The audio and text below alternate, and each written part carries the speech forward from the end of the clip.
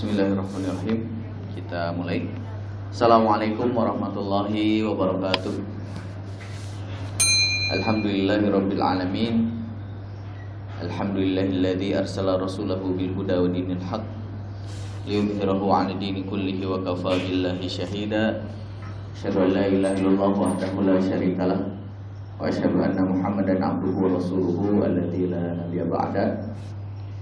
Jamaah yang dimuliakan Allah Subhanahu wa taala, di sore hari ini alhamdulillah kita kembali dipertemukan atas izin Allah Subhanahu wa taala dalam rangka mengingatkan ya, tazkirah fazakir fa inna dzikra tanfa'ul mu'minin. Tazkirah atau nasihat ini sangat bermanfaat bagi kita sebagai seorang mukmin, bagi kita sebagai seorang muslim. Dan di antara zikir yang paling utama adalah dari zikir-zikir yang ada, yaitu tilawatul Quran ya. Membaca Al-Quran. Membaca Al-Quran itu juga diantaranya adalah membaca, memahami ayatnya, mentadaburi atau memahami makna-makna yang terkandung dari ayat-ayat yang kita baca.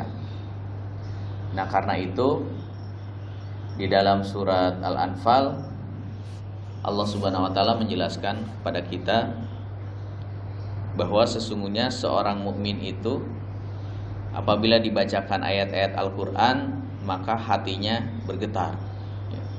Idza tuliyat 'alaihim ayatihi zadathum imana. Jadi bergetar hatinya dan keimanannya, zadat, bertambah. Itu ciri orang beriman. Jadi ketika dibacakan ayat-ayat Al-Quran, keimanannya bertambah. Kemudian ala bizikrillah tatmainnul qulub. Hatinya menjadi tentram, hatinya menjadi tenang. Makanya diantara kalau misalkan ada orang yang sedang galau, maka salah satu sunnahnya itu adalah dibacakan ayat-ayat Al-Quran yang kita mengenalnya dengan istilah ruqyah ya. Jadi ruqyah itu sebenarnya kita bisa melakukan sendiri ya, mendengarkan ayat-ayat Al-Quran atau kita membaca sendiri ayat-ayat Al-Quran tersebut, atau orang lain membacakan ayat Quran tersebut untuk kita. Nah, jamaah yang dimuliakan Allah Subhanahu wa taala,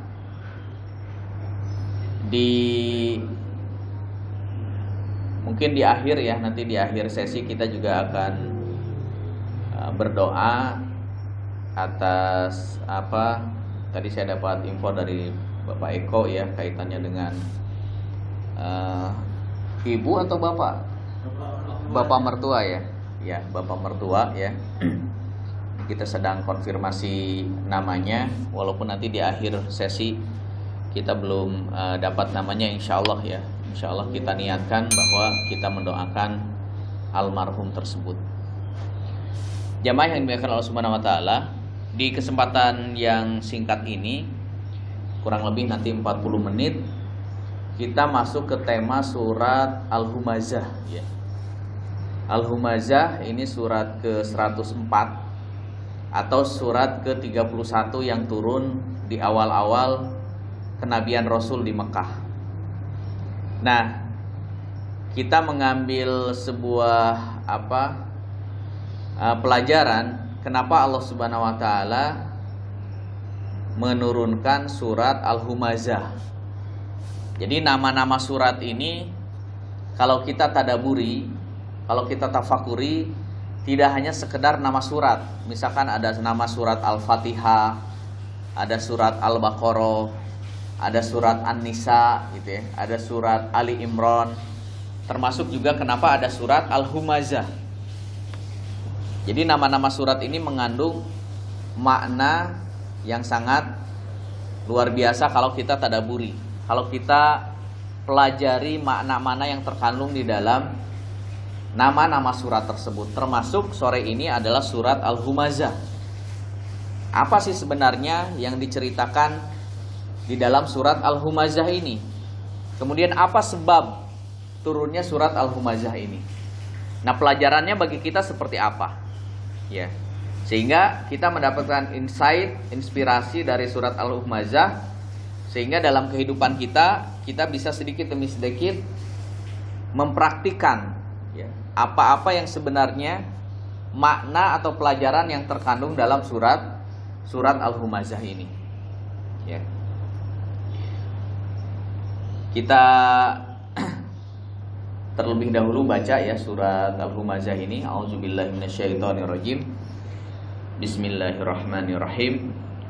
Wailul likulli humazatil lumazah alladzi jama'a malau wa 'addadah yahsabu anna malahu akhladah kalla layumbadanna fil hutamah wa ma adraka mal hutamah narullahil muqadah allati tattali'u 'alal af'idah innaha 'alaihim muqsadah fi 'amadim mumaddadah. Jamaah yang dimuliakan Allah Subhanahu wa taala, kalau kita merenungi ketika kita membaca surat Al-Humazah, itu di akhirnya itu ada hentakan-hentakan. Wailul likulli humazatil lumazah. Jadi ada hentakan-hentakan. Jadi bahasa Al-Qur'an itu karena bahasa mukjizat, berbeda kalau misalkan kita membaca surat yang sebelumnya, yaitu surat Al-Fil. Ya. Itu akan berbeda. Ya. Perasaan kita itu berbeda. Di beratnya kita mengucapkan surat-surat tersebut itu akan berbeda. Karena ternyata karena bahasa Al-Qur'an itu adalah bukan hanya sekedar bahasa Arab, tetapi adalah bahasa mukjizat, maka ternyata ketika mengucapkannya juga kata demi katanya itu mengandung kemujizatan. Ya. Ini contohnya. Surat Al-Humazah. Al-Humazah ini artinya kalau kita lihat di beberapa referensi yang ada, itu Al-Humazah ini artinya pengumpat ya. Pengumpat atau pencela, pencaci maki gitu ya. Al-Humazah, Humazah dan Lumazah gitu ya. Atau surat Al-Humazah di sini juga disebutkan nama lainnya itu adalah Al-Hutamah, yang disebutkan dalam surat atau ayat yang keempat dan kelima. Ya. Wa ma adraka mal hutamah. Hutamah ini artinya neraka yang menghancurkan, api neraka yang menghancurkan ya. Atau salah satu nama neraka, Hutamah. Nah, secara umum surat Al-Humazah ini bercerita tentang dulu di awal-awal dakwah Rasulullah itu ada orang-orang yang kerjaannya itu selalu menghina, mencela, mencaci maki Rasulullah. Makanya wajar kalau misalkan sekarang ada simbol-simbol Islam bahkan menghina Nabi Muhammad, umat Islam marah. Ya, misalkan dulu ada tentang karikatur Nabi Muhammad ya. Pokoknya tema-tema yang semuanya itu penistaan terhadap agama, menghina terhadap agama Islam. Termasuk juga kemarin yang terbaru itu tentang ditutupnya toko-toko ataupun outlet khamr ya, minuman keras yang awalnya mengkampanyekan yang namanya Ahmad atau Muhammad, maka akan mendapatkan gratis. Itu wajar, ya wajar. Umat Islam akan marah ketika simbol agamanya dihina, dinistakan. Berarti Al-Qur'an, kemudian di situ ada yaitu Nabi akhir zaman, yaitu Nabi Muhammad SAW. Dan ternyata bukan hari ini saja, dulu juga semasa Rasulullah itu masih hidup banyak, ya. Nah, ini bercerita tentang itu. Jadi di awal-awal dakwah Islam itu banyak saat itu orang-orang kafir Quraisy menghina, mencela, mencaci maki Rasulullah, sehingga turun surat ini. Ya.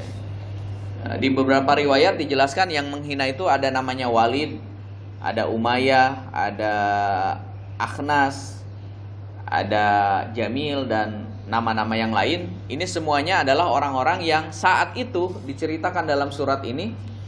Di dalam tafsir Ibnu Katsir, merekalah orang-orang yang senantiasa menghina Rasulullah, mencela Rasulullah, mencaci maki Rasulullah. Maka turun surat ini. Surat ini menjelaskan secara umum kondisi orang-orang Quraisy saat itu menghina Rasulullah. Kemudian di surat ini juga dijelaskan bagaimana balasan atau siksaan terhadap orang-orang yang mencela Rasulullah. Dan kita tahu misalkan yang membuat karikatur Nabi Muhammad, kartun, matinya mengenaskan ya, orang Denmark ya kalau nggak salah ya. Matinya mengenaskan. Jadi matinya di kantornya, tiba-tiba kantornya terbakar dan dia hancur, terbakar di kantornya. Itu balasan di dunia, apalagi nanti balasan di akhirat. Dijelaskan di surat ini bagaimana balasan orang-orang yang bagi orang-orang yang mencela, mencaci maki, menghina Rasulullah, menghina agama Islam. Ya. Nah, dijelaskan ini di dalam surat Al-Humazah ini. Baik, kita mulai dari ayat yang pertama. Allah Subhanahu wa taala berfirman, "Wailul, celakalah, wailul likulli humazatil lumazah." Celakalah orang-orang yang humazah itu mengumpat, lumazah ini mencela. Walaupun dalam bahasa Arab, kalau bahasa Indonesia mungkin bisa jadi sama ya. Humazah, lumazah ini artinya sama, menghina, mencela, mengumpat, mencaci maki gitu ya.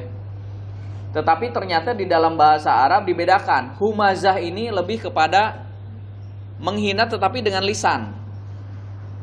Gitu. Dengan lisan itu berarti sekarang di era modern menghina dengan lisan bisa jadi menghina melalui medsos gitu ya. Netizen gitu ya. Menghina melalui media-media sekarang gitu ya. Kalau kita kaitkan kondisi kita hari ini. Tapi lumazah ini menghina, mencela, mencaci maki dengan perbuatan. Ya, mungkin dengan isyarat mata, ngedip gitu ya, atau misalkan dengan tangan atau dengan gerakan.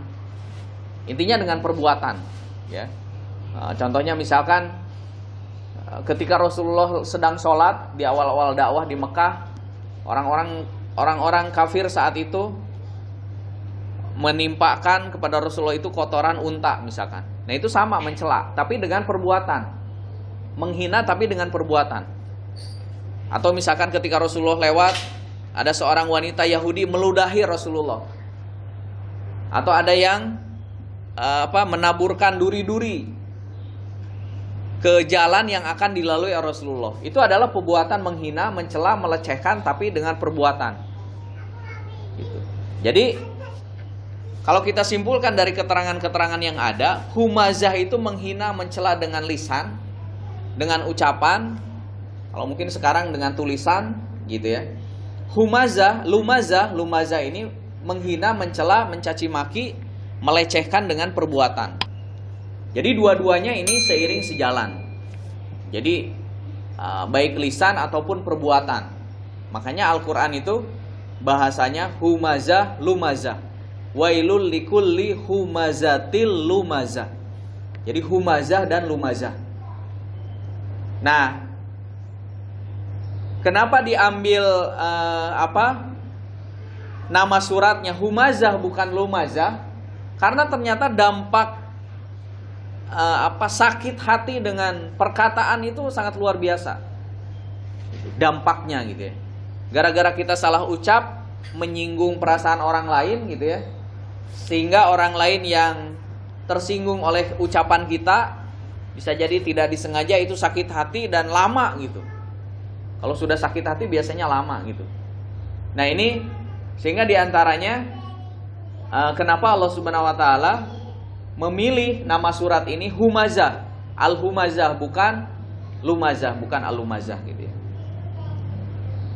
Itu ayat yang pertama. Nah, ayat yang kedua, ternyata penyebab orang-orang kafir itu mencela Rasulullah, mencela umat Islam, karena mereka itu merasa saya lebih tinggi kedudukannya, saya lebih tinggi derajatnya, karena saya orang yang memiliki harta yang banyak.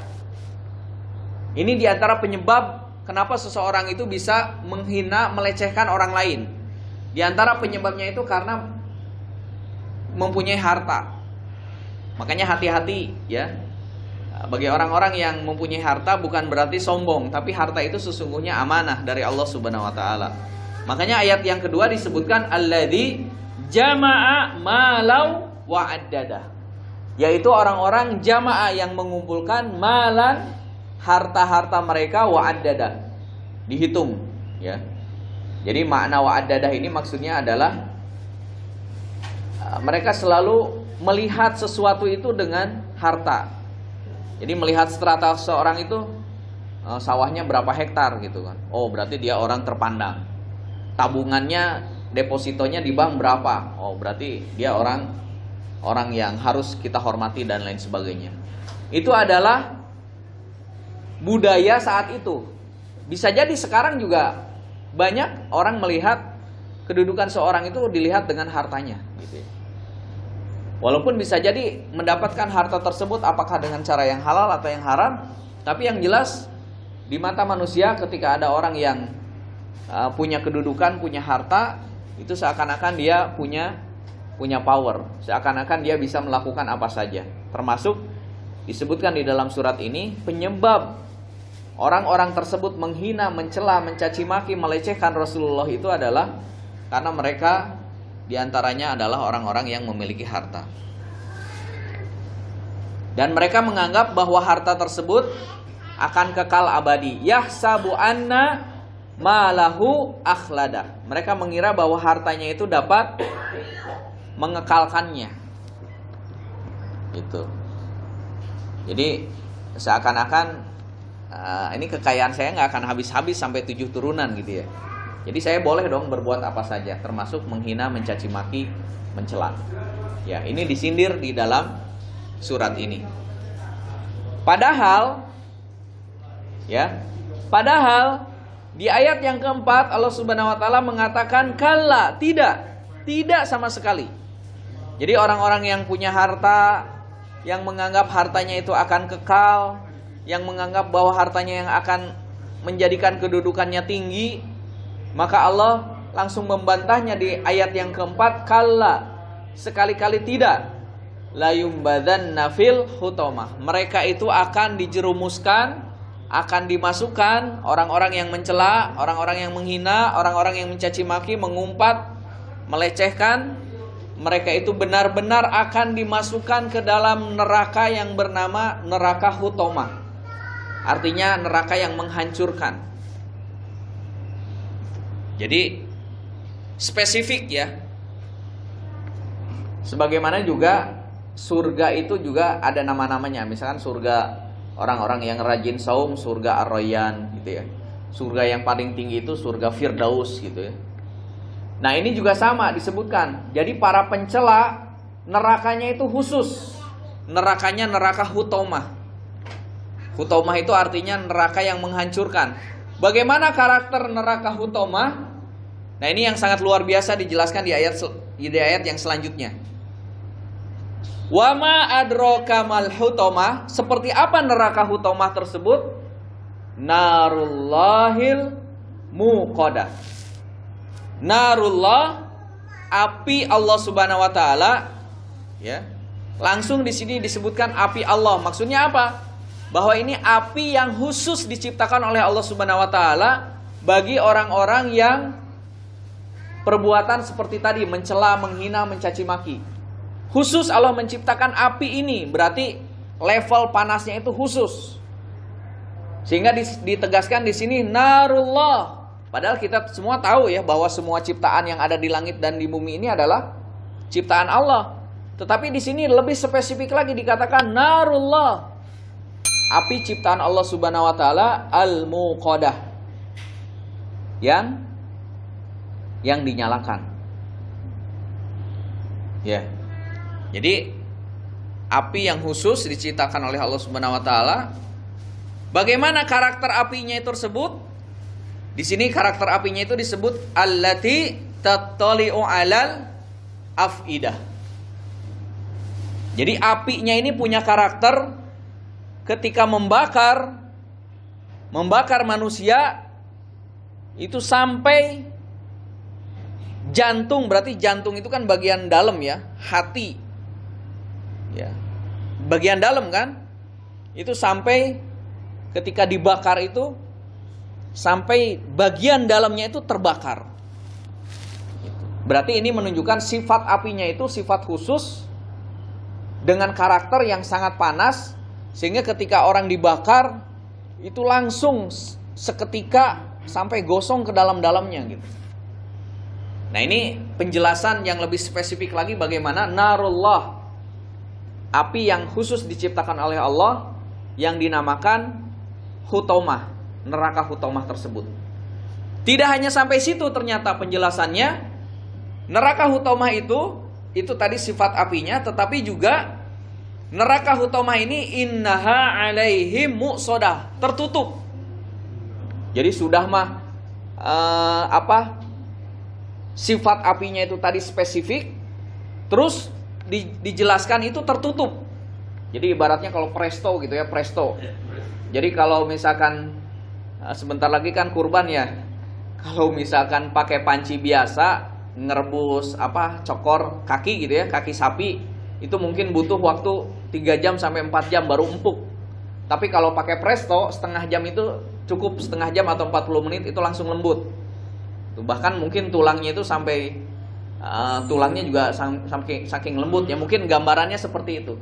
Jadi sudah mah tadi apinya spesifik, sangat panas ya, sampai ketika terkena api hutomah ini langsung gosong ke dalam-dalamnya gitu ya, sampai ke hati gitu ya.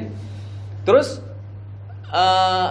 ditutup gitu. Jadi tidak ada ruangan terbuka sedikit pun. Innaha alaihim muqsadah. Sesungguhnya api ini ditutup rapat. Tidak hanya sampai di situ ternyata fi amadim mumaddadah. Diikat. Mereka itu diikat. Di tiang-tiang neraka hutomah itu mereka itu diikat. Gitu. Jadi kalau kita lihat dari ayat yang 4 ya, dari ayat keempat ya, kaitannya dengan hutomah ayat 4, ayat 5, 6, 7, 8, 9, 6 ayat itu menjelaskan kepada kita balasan bagi orang-orang yang mencela, menista, menghina, melecehkan siapa? Melecehkan Nabi Muhammad SAW. Balasannya akan seperti itu, yaitu dimasukkan ke dalam neraka yang bernama hutomah. Dan karakter neraka hutomah itu tadi ya, sifat apinya spesifik sampai menghancurkan hati gitu ya, di dalam ayat ini. Kemudian ditutup ya, ibaratnya kayak di presto gitu ya, kemudian diikat gitu ya. Jadi ini sebenarnya penguat aja ya. Jadi bahasa Al-Quran itu sehingga kita mendapatkan gambaran tidak mungkin selamat gitu ya. Sudah diikat, habis diikat ruangannya tertutup, nggak ada celah sama sekali. Kemudian level ataupun kadar kepanasan apinya itu spesifik sehingga sebentar aja langsung gosong ke dalam-dalamnya gitu ya. Nah, ini sangat luar biasa ya penjelasan yang dijelaskan dalam surat ini. Nah, sehingga ya, jamaah yang dimuliakan Allah Subhanahu wa taala, kita mendapatkan semacam insight ya, atau inspirasi pelajaran bahwa ini sebagaimana disebutkan dalam tafsir fi zilalil Quran. Surat ini menjelaskan bagaimana pemandangan siksaan yang sangat sesuai dengan tindakan yang mereka lakukan, yaitu suka mencela, mengumpat, suka mencaci maki. Bahkan kalau kita tadi lihat ya, redaksi ayatnya ini sangat berbeda dengan surat-surat yang lain. Tekanan suara-suaranya yang tadi saya sampaikan ya, fi amadim mumaddadah ya, Jadi wama adraka mal hutamah narullahil muqadah allati tattali'u 'alal afidah innaha 'alaihim muqsadah fi 'amadin mumaddadah. Jadi redaksi ayatnya itu tekanan-tekanan ketika kita membaca, melafazkan surat Al-Humazah ini berbeda dibandingkan dengan surat-surat yang lain, ya. Kemudian yang selanjutnya begitu tegas Allah Subhanahu wa taala mengancam dan menunjukkan gambaran siksaannya atas orang yang suka mengumpat, mencela, mencaci maki, ya, betapa hinanya tindakan mereka. Ya, jadi surat ini menjelaskan betapa hinanya tindakan mereka, orang yang suka mencela, mencaci maki, melecehkan. Dan Allah Subhanahu wa taala mengingatkan kepada orang-orang yang beriman agar jangan sampai jiwa mereka dihinggapi moralitas yang hina dina ini. Ya. Ini adalah karakter orang-orang kafir. Jangan sampai karakter ini ke bawah-bawah, kita terpengaruh. Bahkan kita sebagai umat Islam sendiri yang malah menghina agama kita sendiri gitu. Kita sebagai umat Islam malah mencela nabi kita sendiri, jangan sampai. Gitu kan? Karena karakter mereka itu tadi, ya. Karakter mereka itu pasti selalu benci dengan umat Islam dengan cara menghina simbol-simbol ajaran Islam, menghina Al-Qur'an, menghina Rasulullah sallallahu alaihi wasallam. Dan ini ternyata sudah berlaku atau sudah terjadi saat Rasulullah masih hidup.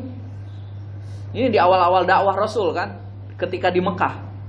Berarti kan sudah 1400-an tahun yang lalu gitu ya.